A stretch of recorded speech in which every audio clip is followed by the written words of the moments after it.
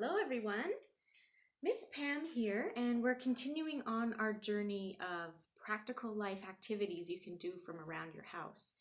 So today I've put together a small tray with two glass pouring jars.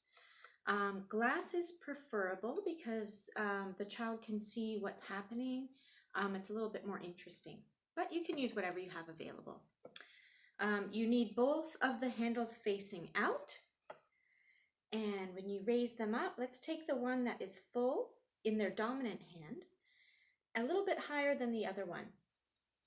So some points of interest here are aiming the spout of the pouring jar directly into the middle of the empty jar. And also taking care not to clink the jars together, which for a small child is quite a task. And of course, it's another opportunity if some grains spill, which is quite common, to use your pincher grasp to pick them up one by one. Okay, so build some concentration, build some patience, and hand strength, of course.